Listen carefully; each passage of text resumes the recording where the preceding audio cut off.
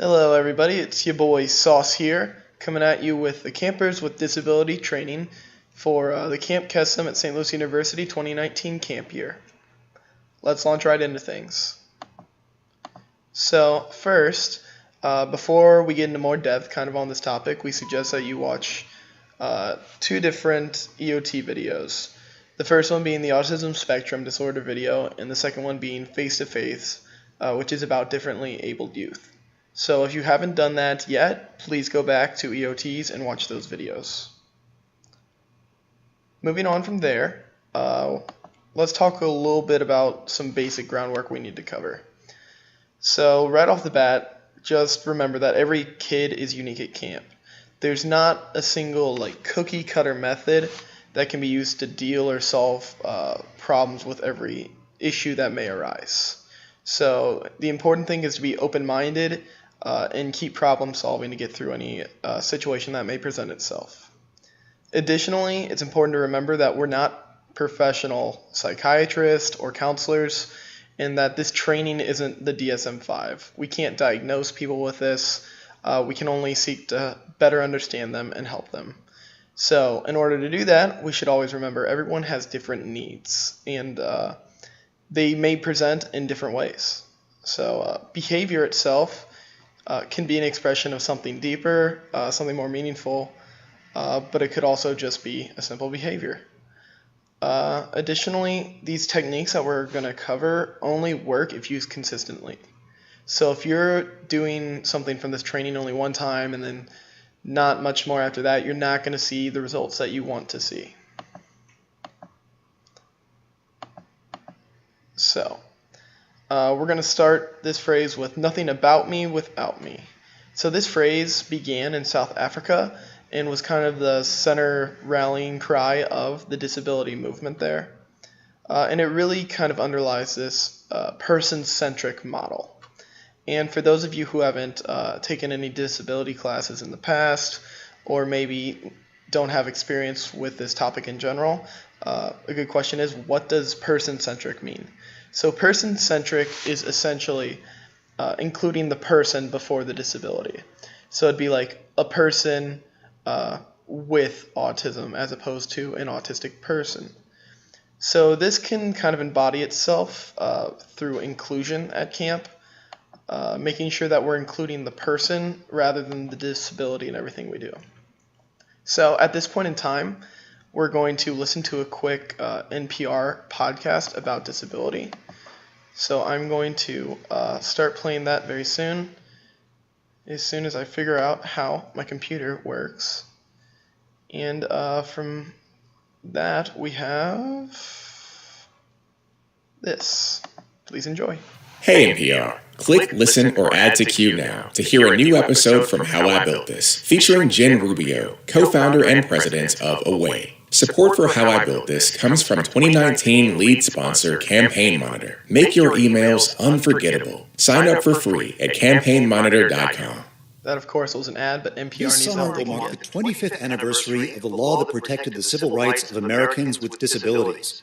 Of course, civil rights laws don't mean that discrimination ends, and that's been especially true for Americans with invisible disabilities. Naomi Gingold explains. When I meet Carly Medash, she seems like any other young professional, busy with a light laugh and a quick smile, until she tells me about these episodes. When I've been laying on the floor in the bathroom, kind of thinking, am I going to die? Should I jump out in front of traffic so that I can die? Because you're just in so much pain. And in one typical visit to the emergency room, the doctor thought she was there just to get drugs. He told me that he knows that my tummy hurts, but that I needed to go home. And I said, I've had Crohn's disease at the time for, 10 or 15 years. It's not my tummy, it's my intestines. And it's really scary because those are the times where you wish that you looked really sick. Medash has had the inflammatory bowel disease since she was 13. More recently, she was diagnosed with fibromyalgia, meaning that she has full-body chronic pain and intense fatigue. For Medash and the millions of Americans who struggle with what's known as an invisible disability, the occasional hospital stays and surgeries are not the hard part. It's everyday mundane activities. Washing my hair, blow drying my hair, putting on makeup, those kind of activities can exhaust me very quickly. So you kind of blow dry your hair, and then you sort of sit down for a little bit. Walking to the metro or even bending down to pick something up can take a lot out of her. But from the outside, you'd have no idea. It's catch-22. I kind of call it being able to pass. So I can pass as a normal, healthy, average person, which is great and definitely helps ease my everyday life, especially in interactions with strangers, getting your foot in the door in a situation like a job interview. The number of Americans with an invisible disability is hard to count. Chronic conditions range widely, from lupus to bipolar disorder or diabetes. The severity of each person's condition varies, and stigma means that people don't want to talk about it. But in disability discrimination charges filed with the government from 2005 to 2010, the most commonly cited conditions were actually invisible ones. It's that invisible nature of an illness that people don't understand. Wayne Cannell is founder and head of the Invisible Disabilities Association. When they see somebody in a wheelchair, okay, they get that they're in a wheelchair. But what if they have chronic pain? What if they have PTSD? Anything from cancer to peripheral neuropathy to autism. He says his organization takes a broad approach because regardless of the condition, people with invisible disabilities have a lot of the same experiences. He started the association after his wife was diagnosed with Lyme disease and multiple sclerosis. We'd park in disabled parking, and she didn't use a wheelchair or a cane, so people would always give us dirty looks and scream at us. Menash has had similar experiences with her handicapped parking tags. She's also been threatened at work and even had a job offer rescinded after explaining her disability. I said I would like to accept, but I just need to let them know that I had a disability. I said I need to make sure that I have access to a bathroom or flexible schedule at times, to accommodate doctor's appointments. What she thought were basic accommodations for her job as a graphic designer. And to my surprise, the HR person said that a primary job duty was working in the holiday Christmas parade. So I would have to be on a float going all around the town outside, no bathrooms, no opportunity to take that day as a sick day. Menash walked away. Joyce Smithy is a lawyer who specializes in labor and employment. She says those kinds of statements sound ridiculous, but are not uncommon. Or frequently employers will just say, "We don't do that as a policy." And that's a problem because that person's not asking to partake of a benefit that's offered in a policy. That person is asking for an accommodation they're entitled to under the law. And because these conditions aren't visible, people often think, "Oh, you're not really disabled, you're just trying to get these benefits." At work, school, in public situations, or even with friends and family. Menash says she's comfortable being vocal about her disability now because she's well protected at her current job.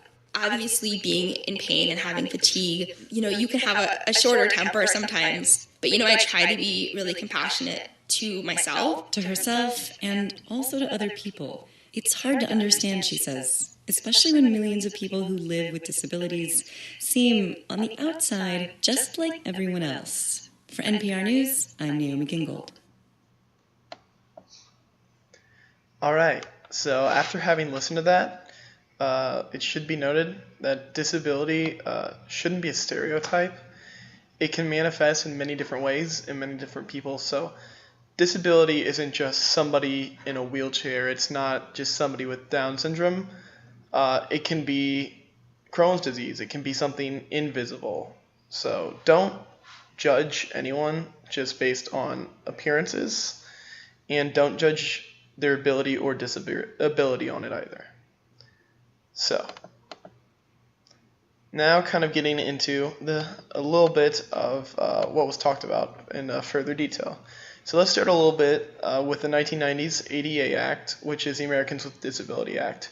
This was kind of an extension to the Civil Rights Act of the 60s, and ironically enough, it was signed into law by George H.W. Bush, who you wouldn't really expect a conservative president to be very eager in signing more progressive, like liberal bill into law. However, it was accomplished during this time. But today we're talking specifically about working with our campers with disabilities. But it's important to remember that some of what follows could also apply to staff members, counselors, professional staff, and the like. So later on in this training, we'll also be talking about autism spectrum disorder, what exactly it means, and how we work with campers who have autism or autistic tendencies. As we launch into this training, it's very important to remember that It's not all-encompassing. This is simply meant as an introduction into a better understanding of the human condition. But back to the ADA briefly, it defined an individual with disability as a person who has a physical or mental impairment that substantially limits one or more major life activities, has a record of such impairment, or is regarded as having such an impairment. It's important to remember that in the context of the ADA, disability is defined legally rather than medically.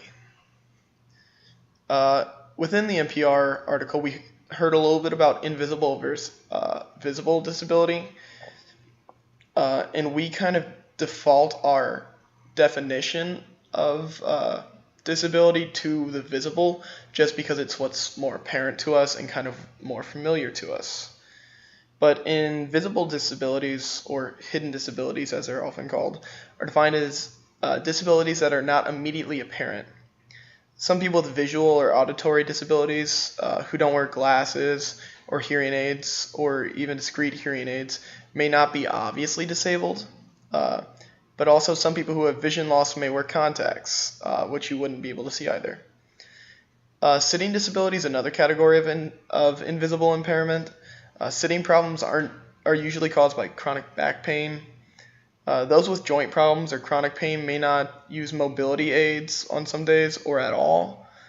And although the disability creates a challenge for the person who has it, the reality of the disability can be difficult for others to recognize and or acknowledge. Others may not understand the cause of the problem, and if they can't see evidence of it in a visible way, they're less likely to believe it. So, on to our ability to counselor these people. I've called it counseloring. So it's important as a counselor to improve and adapt to the specific needs of each individual camper. So it's important to understand your campers and work diligently to ensure that you're making camp an open, safe, and comfortable place. This could manifest itself through phrasing instructions in a more inclusive way, or providing support in similarly inclusive ways, such as establishing timers or warning campers when transitions occur or are about to occur. So, now let's talk a little bit about neurodiversity. So, the first question you may ask is, what exactly is neurodiversity?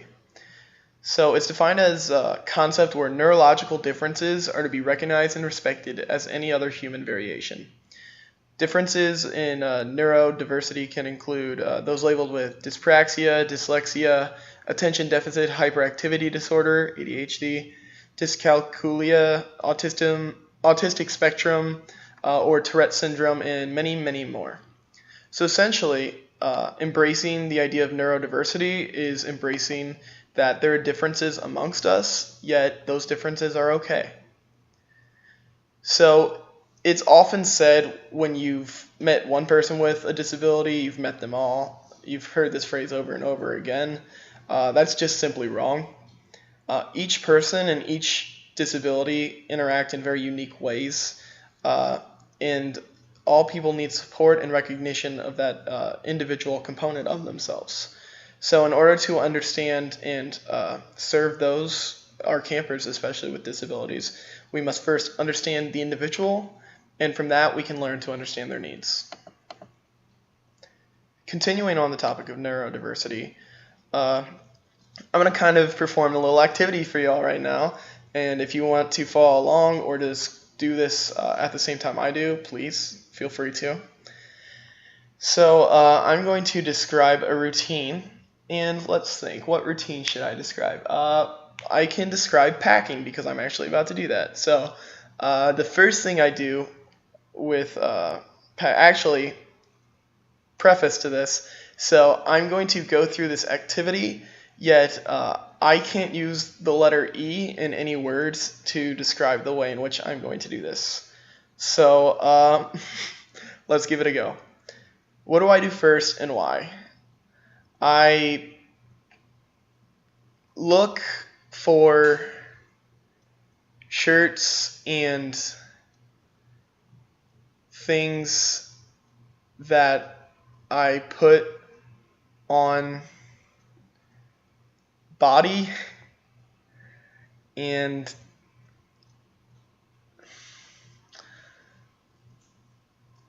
bag go in. I go to bathroom and grab toothbrush and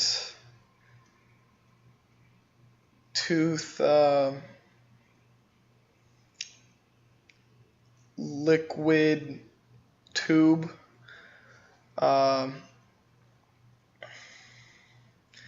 And that I pack all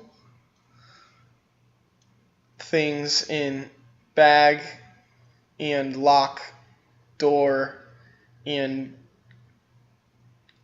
car go. So as you can tell, it is very difficult to do that, and it can be kind of frustrating when you're trying to explain something and the words just either aren't coming to you or you have difficulty communicating in some other capacity. So different people also may have inherently different processes or ways of doing things. Like the way I pack, it seems pretty simplistic. I know a lot of people have more complicated packing rituals than that. So even if it is similar, there's probably differences in some ways of what we do things. So it's important to remember that for people who aren't neuronormative, as it's called, they may feel great frustration in not being able to communicate themselves effectively to others. So the importance of this activity overall is to recognize the individual experience and realize that sometimes there might be different communication factors at play than are evident right at the get-go. All right, so we're going to talk a little bit about getting to know campers as individuals and people. As counselors, you all should be able to do this as we're there for the kids all week. However, some tips and tricks never hurt.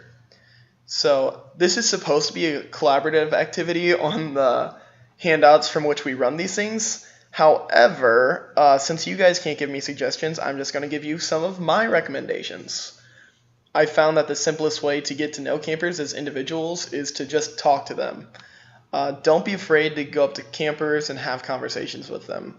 Some may be hesitant at the beginning of the week, kind of shy, especially newer campers, but some of the returning campers and returning counselors should be able to help stimulate a little bit of conversation at least. And as they go on, you can kind of just learn about their interest, and kids love talking about themselves, so just kind of open up an outlet to that. Like maybe ask them about a sport, ask them about books they like or arts and crafts, and they'll kind of just take your hand and lead the way. Another good thing is to just observe throughout the week. Always be present in every situation. You should always be present because you should be watching the campers, but just kind of take notes of the little things you notice. Like if you see somebody tends to kind of just hang out with a smaller group of people, they probably know each other outside of camp, and you may be able to talk to them about trying to connect with some other campers. You'll just be able to get a better grasp of them as a person. It's important to also make yourself available. As the week gets on and campers get more and more comfortable with you, they'll want to come up and talk to you more often. So just make sure that you're kind of presenting a very amiable front, allowing children to be comfortable talking to you and approach you with even little things. Not everything's going to be super serious, so just treat everything like it's super important and the kids will appreciate it. Use active listening as well. We talk about this all the time, so it should be no surprise that it's super important. Make sure you're nodding, you're gesturing, engaging the kids at eye level, making eye contact. They may not be doing eye contact, but that's because they're kids and they have different tendencies than we do. And then also, you can play games that they want to play, like during transitions or during a little bit of downtime. If they want to do things, a good way to get to know more about somebody is to see what they like in the games they like. All right, moving on to our last slide. I'm going to give you a few more strategy ideas. These are not my recommendations, though. They're from Kesem Central, so I give them my support. But if none of the recommendations I just gave or any of the techniques that we've talked about in the past are kind of working, it's important that you keep at it and you keep trying to understand the individual and their needs. Perseverance is key. Like we talked about earlier, just trying a strategy once isn't going to make it happen. You need to keep working at these things to affect actual change. So it's important to be consistent throughout using these strategies. Don't just force these on the campers. Be empathetic and kind of read what's working with them as it goes on. So the first thing that we're going to talk about is the schedule. So you can use the schedule, and I've labeled this distributing the wealth. So unit leaders should always have multiple schedules on them, but it's also okay if other counselors have multiple schedules on, just to kind of give the campers their own schedules so they know what's going on. People are just generally more comfortable when they know what's going to happen next. And camp generally is just very different schedule from the rest of everyone's lives. Like, it's not every day you go from leading a giant camp song circle to lunch to maybe a rock wall to a zip line to throwing to stealing like balls and playing a game with balls and hula hoops. So just keep that in mind and make sure that campers have access to a schedule. Yet camp does have kind of a routine-ish thing to it, as we have breakfast, lunch, dinner, just like daily life has. And we also have free selects and things at certain times every day. So, before we go into routine, I'm just going to give a few more tips on schedule. So, you can just to be consistent, refer to the schedule from the beginning of the week. And then you can do immediately, like, what's next in our day. You can always check in with people again halfway through the day, and then long-term over the next couple of days and throughout the rest of the session. During transitions, it's also effective in helping with effective transitions. We'll talk a little bit more about that later. But the schedule can help pinpoint, especially for children with autism, when the change is happening and kind of ease that. You can use both written and verbal prompts to talk about the schedule. Some children are more verbal acceptive of verbal feedback because it feels less school-like sometimes. So feel free to use both of those. And camp will probably change. The schedule is a good tool to use, yet there's always changes because things always come up. So just try to inform the campers about schedule changes as soon as you understand them. And try to stick with the schedule within reason, but keep in mind that we do have to be flexible at camp.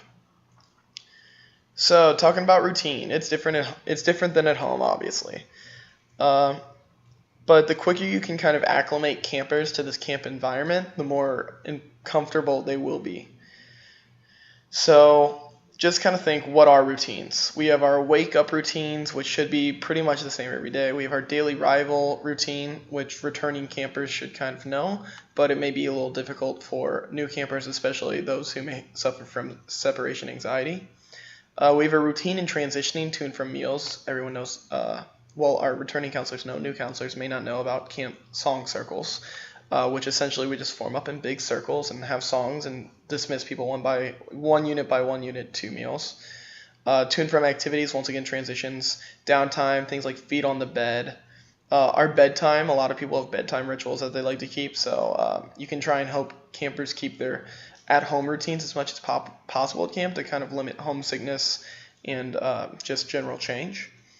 And then we have rest time, which is also feet on the bed. Actually, downtime is kind of more of any unstructured time that isn't feet on the bed time, but rest time in that are very similar in their regards. And then all camp activities, there's going to be a pretty coherent component to that. Most things are going to be run by program counselors or camp staff. So there will probably be explanation of directions at the beginning, playing of the activity, then winding down. So make sure campers are adjusted to that just by being open and communicating with them. So what do you kind of get a plan within this? you kind of get a say on who is doing what and when, like with staff-wise, like counselors, how you guys distribute yourself, and where campers can and can't be at the time. Which staff member takes lead. This will most often be your unit leader, but feel free to step up and be a leader amongst counselors. We're all student leaders, and you guys all have the ability within you to do this. Additionally, you should talk kind of about what is the goal of what activity you're doing.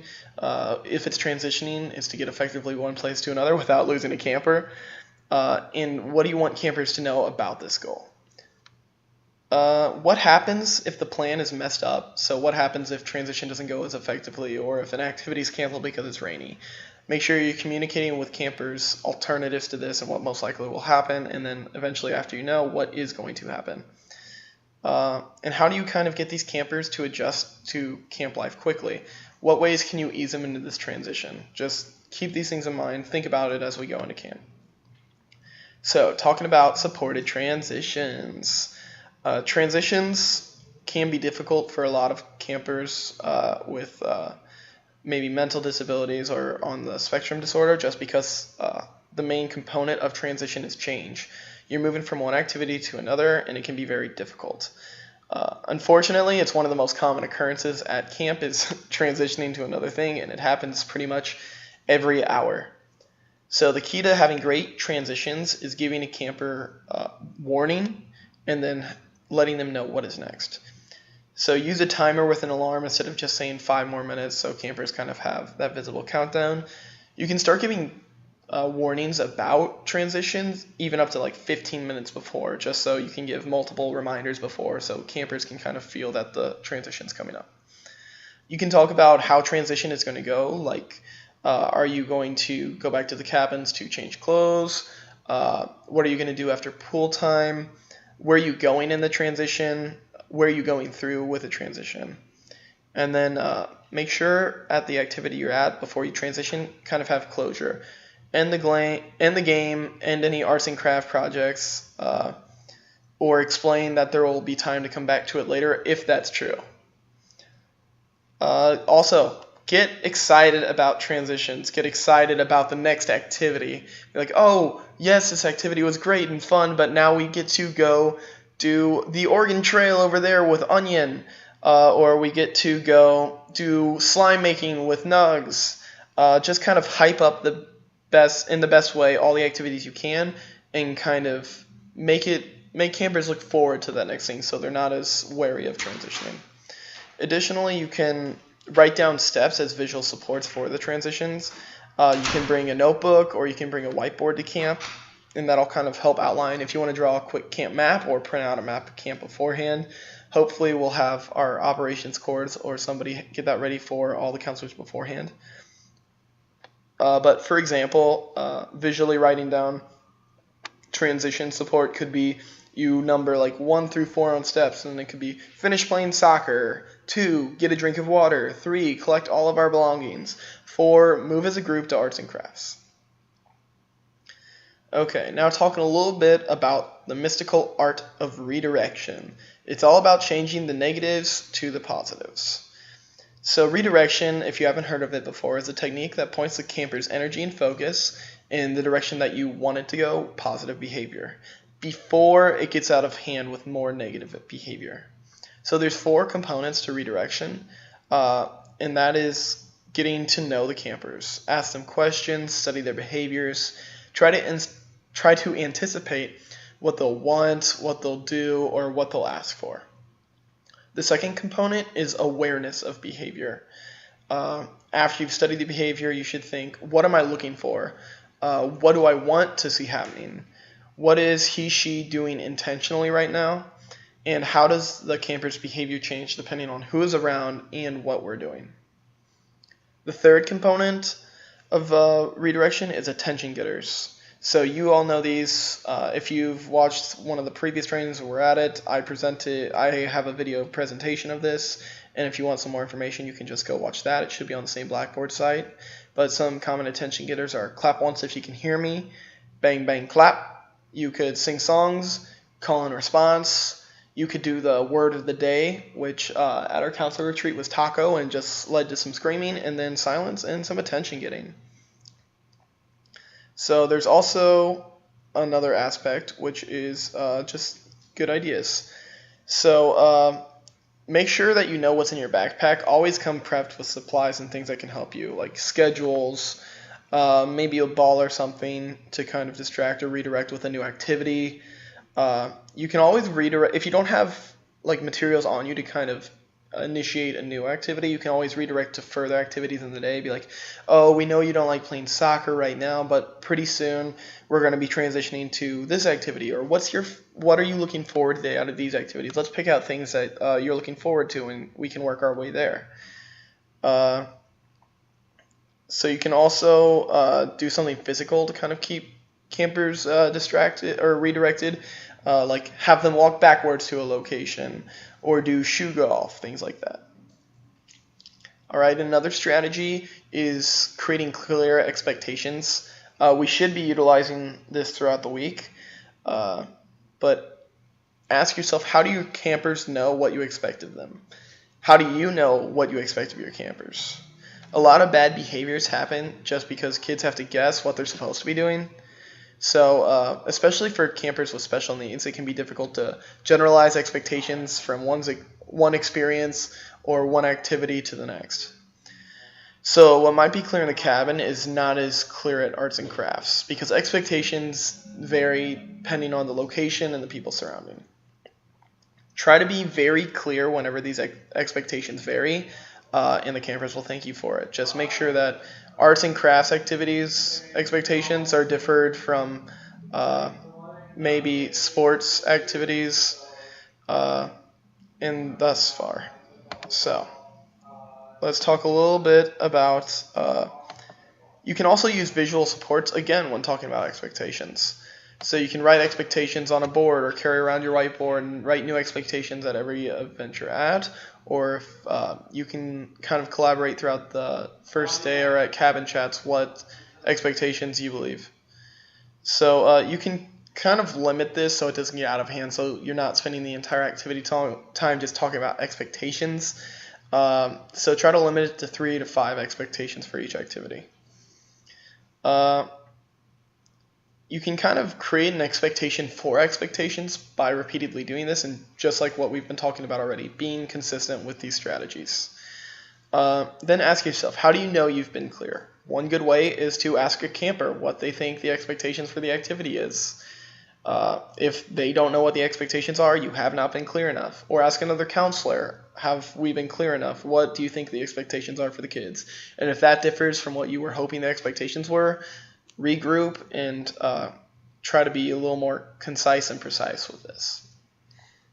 All right, so this has been a little bit of a longer training, but I hope you have enjoyed and or learned from this. Well, I hope you've learned from this. If not, you can go back and watch this again because it's a video. But if you have any further questions about this, feel free to reach out to me, Sauce, or Maple, or the volunteer courts, or really any other returning counselor who should be pretty adept at picking out strategies to help at camp. So until next time, your boy Sauce is out. Have a good rest of your day.